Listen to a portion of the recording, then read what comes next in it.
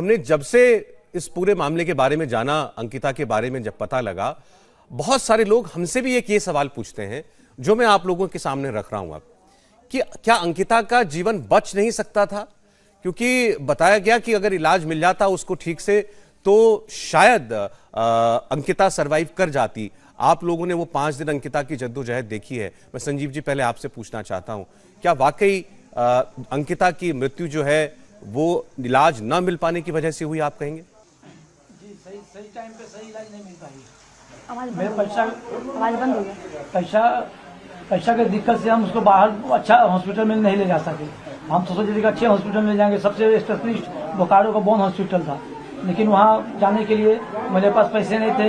यहाँ के जो लोग हमारा सांसद, बीजेपी के सांसद हैं सुनील सोरेन जी, उन्हें आज सबसे पहले वही आए, लुइस मरांडी जी आए आकर के वहाँ पे हॉस्पिटल मिलने के बाद बोला कि ठीक है, डॉक्टर यहाँ से रेफर कर दिया है, इसके काम कीजिए, हम एम्बुलेंस देते हैं, अब चलिए रिम्स।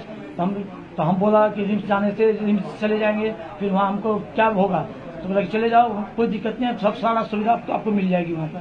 तो वही फर्स्ट भी सांसद हैं, वहीं हम एम्बुलेंस करके हमको रांची रिम्स भेजें। रांची रिम्स से जाने के बाद वहाँ यहाँ 9:30 बजे रात में निकला, 4:30 बजे सुबह वहाँ पहुँचा रिम्स। वहाँ देखे, वहाँ उनका जितने भी कार्यकर्ता लोग थे, जितने भी उनके लड़का थे, सब एक्टिव थे। उन्हें तुरंत हमको हॉस्पिटल में अति करके कागज पत्र बनवा के तो वहाँ एडमिट करा करके AC रूम है, जिसमें कि AC 3-4 AC है, लेकिन इससे अभी को काम का नहीं, बेकार AC है। लेकिन वहाँ टेबल फैन, स्टैंड फैन खरीद के बच्चा को हवा लगाया है। तो मतलब आपको ना दुमका में सही इलाज मिला, उसके बाद ना आप रिम्स पहुंचे तो रिम्स में अंकिता को सही इलाज मिला। ये सवाल लोग इसलिए ज्यादा पूछते हैं क्योंकि अंकिता ने खुद कैमरे पर बताया कि उसके साथ क्या हुआ, किसने किया। तो इशिका, मैं आपसे पूछना चाहता हूं, मुझे बताइए जरा कि किस हालत में थी अंकिता जब वो अस्पताल में थी?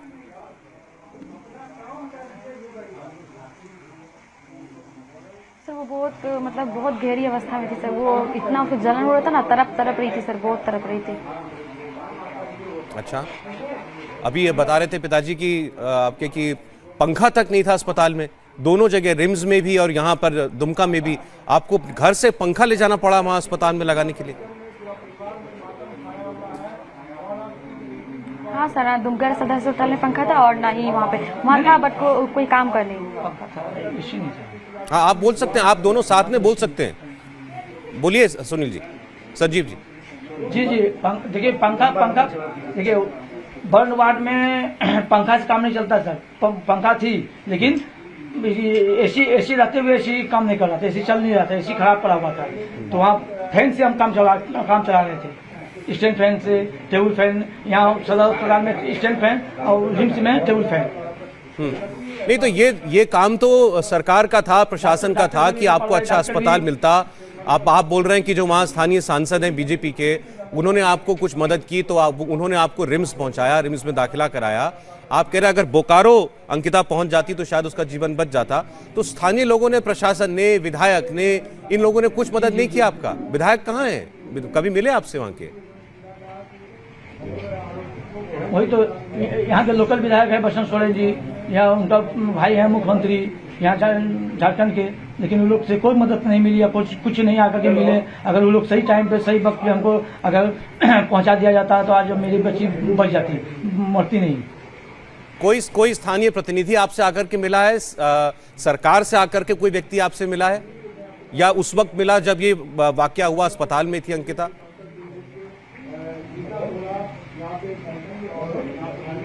जी, प्रशासन तो एक्टिव थे ही। प्रशासन तो उसी दिन गिरफ्तार कर लिया और प्रशासन वहाँ पर खड़े थे, लेकिन यहाँ के अच्छी से हमको मदद नहीं मिला।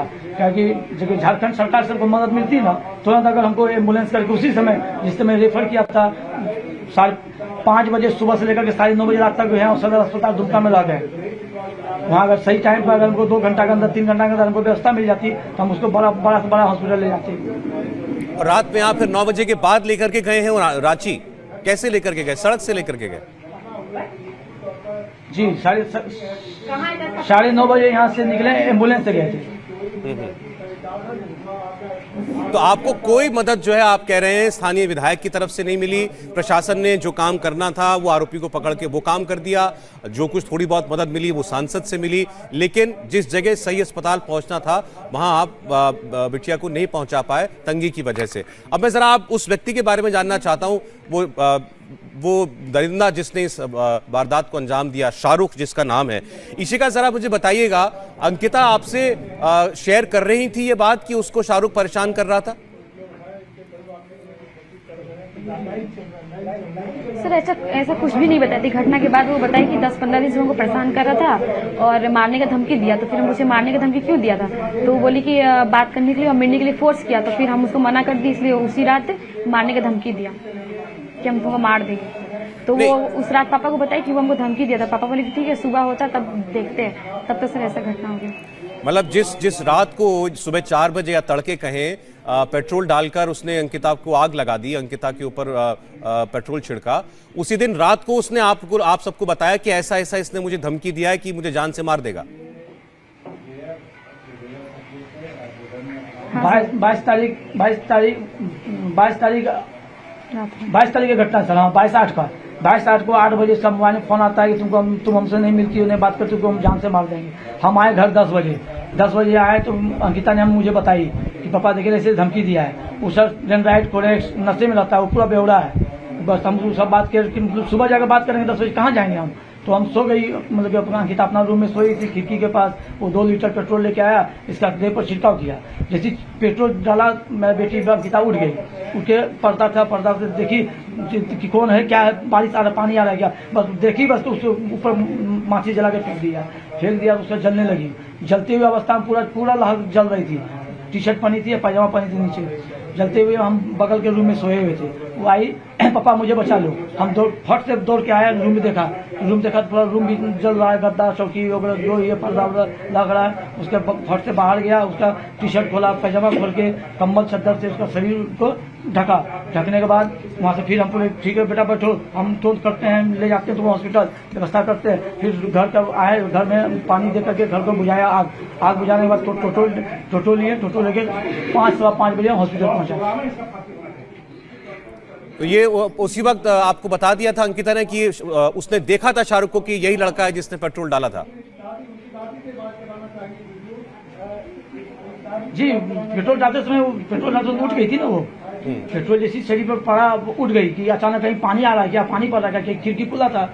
तो जैसी देखी पर्दा हटा के देखे शाहरुख खड़ा, फट से माचिस मार के फेंक दिया। इंडिया टीवी हर वक्त हर जगह डाउनलोड करने के लिए सर्च करें India TV news Google play store या ऐप स्टोर पर।